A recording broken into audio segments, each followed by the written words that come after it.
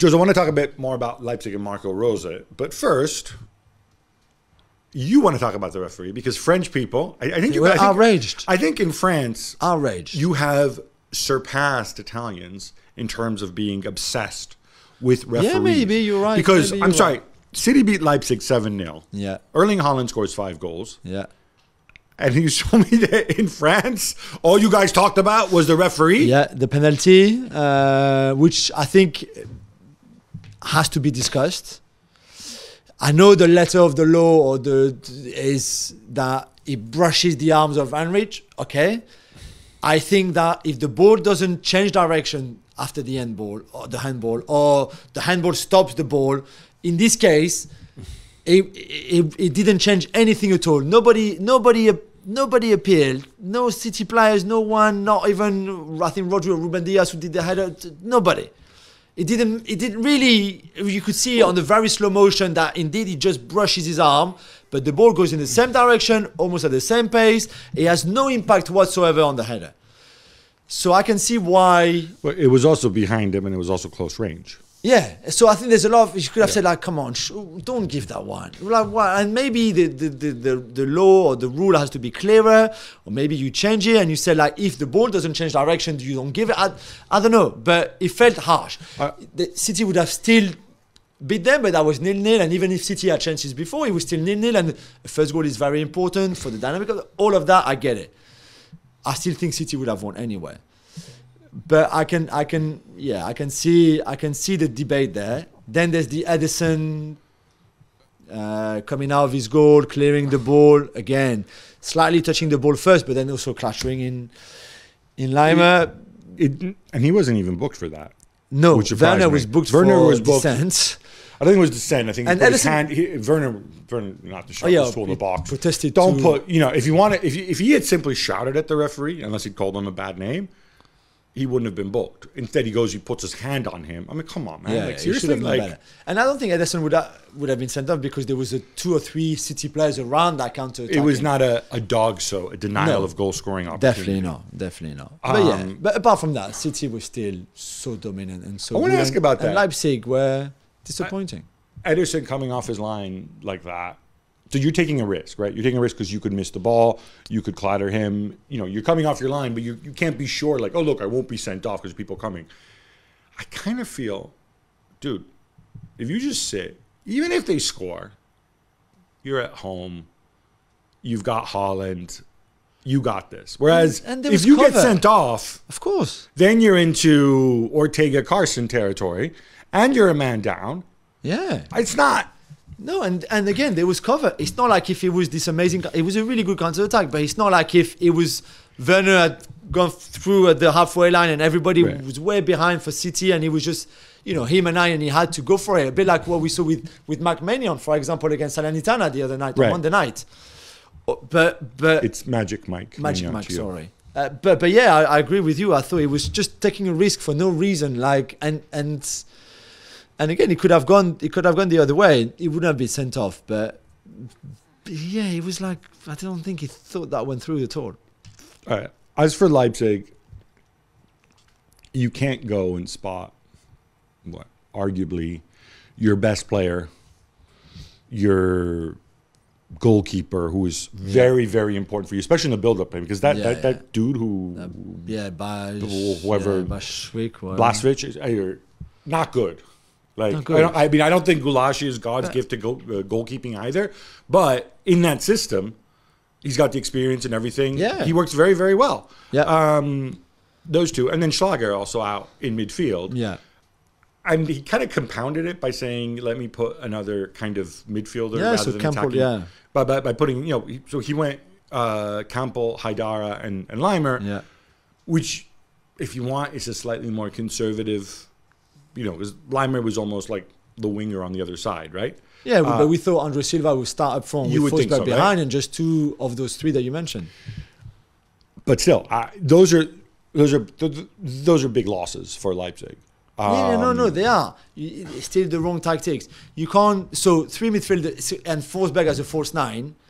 And then Werner and Szoboszlai on the left-hand side as well, which is really strange because you would think Werner would be on the left and Szoboszlai on the right, which is usually their prime positions.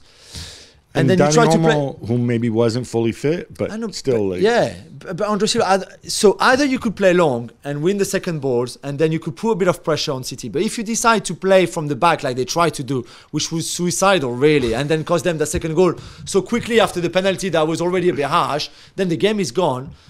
You don't have any players in that midfield three press resistant really. Okay, maybe Haidara can do it. Lima maybe, but those players are better to press really, and they have this incredible energy and activity. But you never really got to see it because it was too late. You gave away a stupid second goal for trying to play out from the back where you don't have the players to really, especially with a midfield like that. So I just didn't understand at all what Rosa wanted to do, and I was just left completely disappointed. I think Rosa said these guys are so much better than we are.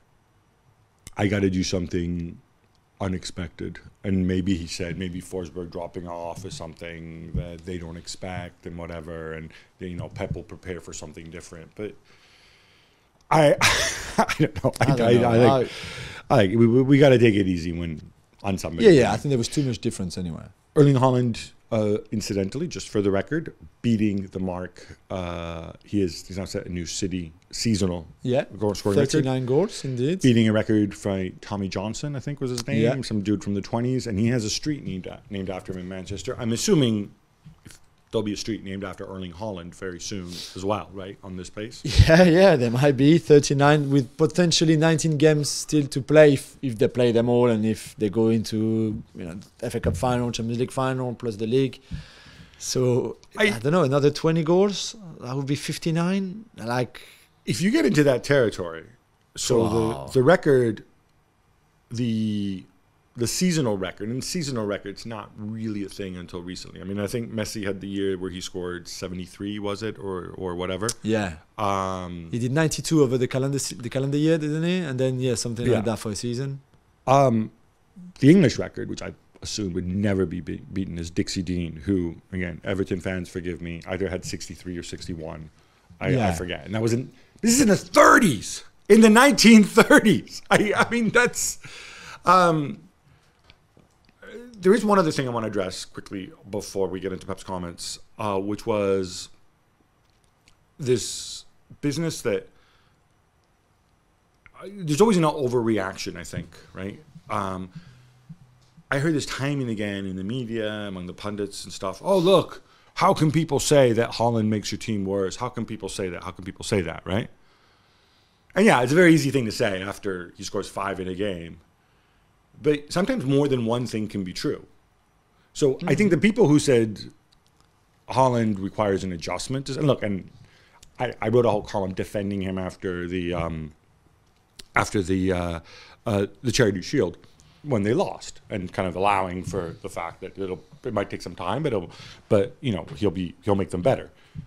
It's not the stupidest thing in the world to come out and say. People said it with Cristiano Ronaldo too, like, oh, how is it possible that he makes you worse? Well,